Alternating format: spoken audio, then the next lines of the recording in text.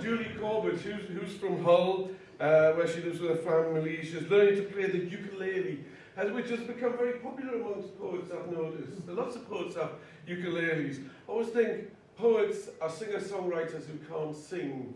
That's why they become poets. Enjoys a night out with the girls, write poems, collects, and I thought it said tonsils, but actually I think it's fossils. Photographs building and likes to drink wine, don't we all? Julia Corbett, ladies and gentlemen.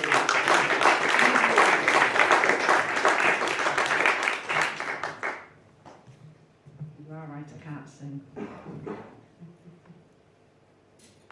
that my husband laughing there?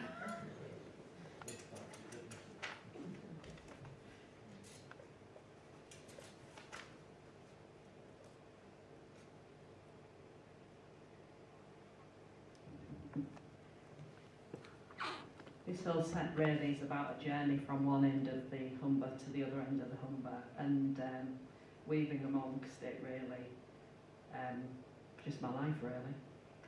So, the Humber Bridge, spanning an estuary, a suspension, bank to bank, crossing the Humber, catenary wire, aerial spun, lacing the sky. A strength in that twist and twisted steel twine, enough to hurl itself tight against the sky. Elegant, convenient, and engineering feat, oh, but we do so like, so need to romance the time, sails of tides, steam and oar. When the muscles of men, sinews of steel, stirred to boiler, caught the wind, pulling against the swell and squall, bank to bank, to cross these muddy waters in this brine.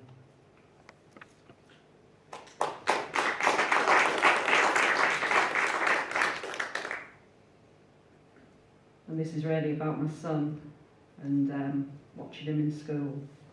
Reception class, Mersey Street Primary School, 1994. You choose the ultramarine, vivid in its pot.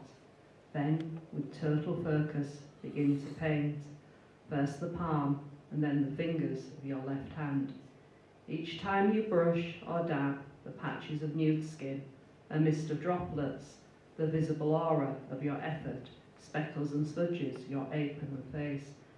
When you are satisfied, you look up, waiting until the teacher sees you are finished, your slick blue hand outstretched, ready, able and willing to deliver a mark on that year's holiday freeze.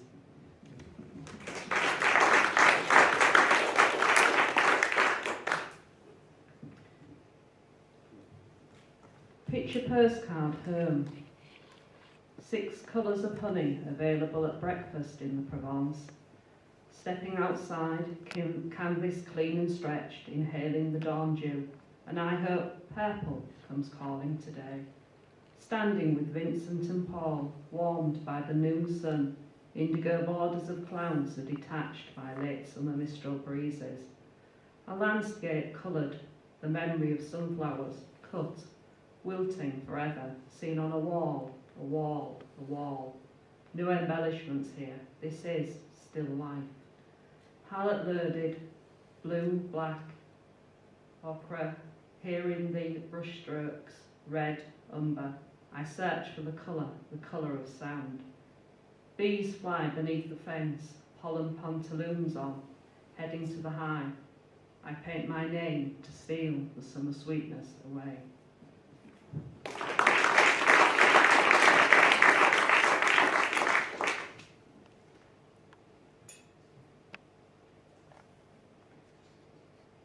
I'm not very good with glasses and a microphone and a book, as you can tell. Sculpting a mask from stern. Here, there, in and out, your cheeks, your smile. A frown, your eyebrows, concave, convex, your short-sighted squint. My fingers, thumbs, the pads, the tips. My hands, palming, your breath, stroking bristles, chin, cheek, neck. Strain to the nape of your neck, and then the throat, where the pulse throbs, robbing time from the carving of you, your facsimile in asparagus green jade, rubbing the sand held in such soft cloth, reducing the facets and planes back to the feel, and the feel, and the feel of your face.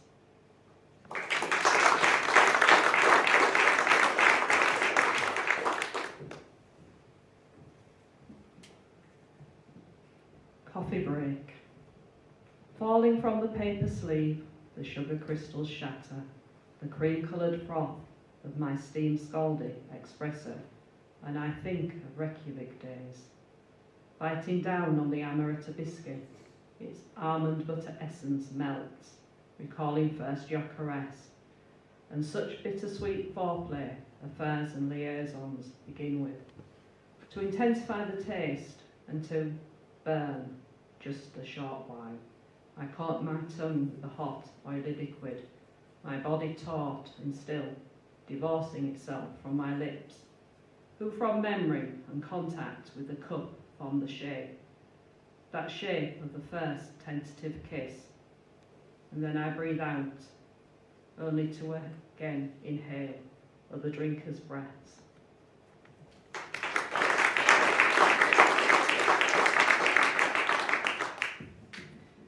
This one combines really holidays and home and Humber and memories.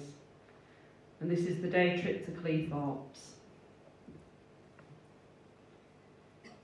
Many times I'd gone down the docks with my nana to collect the earned wages, and I remember going on trawlers into those warm, dank depths and trying to lift my granddad's enamel mug of proper tea, so oily with a layer of sweet condensed milk. I loved the look of St Andrew's Dock, water swirling and curling, rainbows of diesel on the surface, and those drips squeezed from mooring ropes of trawlers tugging and tugging to be away back to the open sea. No one told me to worry as we said goodbye to Grandad before he went on a trip to bring home chocolate and fish, which he always did. He always did come home, that is. And one summer's day he took us all for a special treat, a day trip across the Humber by ferry and train for an afternoon on Cleethorpes Beach. Early that Saturday morning, off the bus at Paragon Station, the family group organising while crossing Ferrons Way, walking past Hammonds, Fletchers, No Time to Dawdle, King Edward Street, across Monument Bridge, excitement mounted as my grandmother's grip on my hand got stronger and more determined. Prince's Dock Street, a noisy tune, cobbles and heels, cobbles and segs. Humberdock Street, cobbles and clogs, above the gentle wash at the quaysides. And I saw something amazing, something taller than my dad. Sticks hanging with rows and rows of green bananas carried on the shoulders of men in shiny flat caps. We sailed on the Tattershall Castle, the paddle turning and churning. I had to be watched, as I stood rapt, mesmerised by the movements of the water, the wooden wheel pulling and tugging from the brown and blue Humber. Landing at New Holland, a long walk up a ramp to the train, the only part I remember of the journey on the other side. Not until late afternoon did Cleethorpes transform into somewhere magical for me.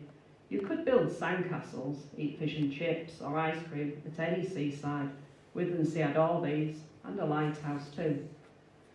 No, it was tarmac, the smell of melting tarmac with its sticky tackiness on the soles of my best red flat sandals, a smell that will transport me unprepared back to childhood more than anything else can do.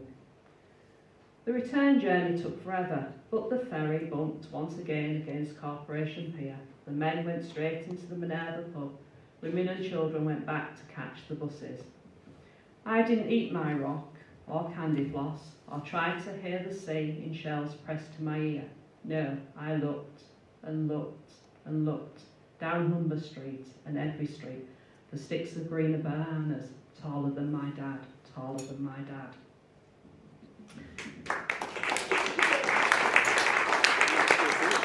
Right, and to finish the journey down the Humber, we started at the Humber Bridge, and to watching at Spurn Point.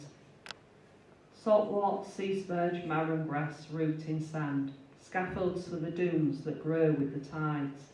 Softwood breakwaters branch to the headland, where black-headed gulls take wind-driven rides. Shrill calling terns flock glorious in flight, until they drop, dive the ebb, dive the flood. At the tide line blossoms of black and white, oyster catchers probing estuarine mud.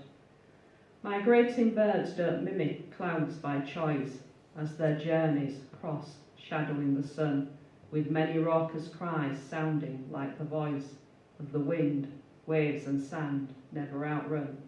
This bit of land by root and branch held fast, where black-headed gulls lie unsurpassed. Thank you.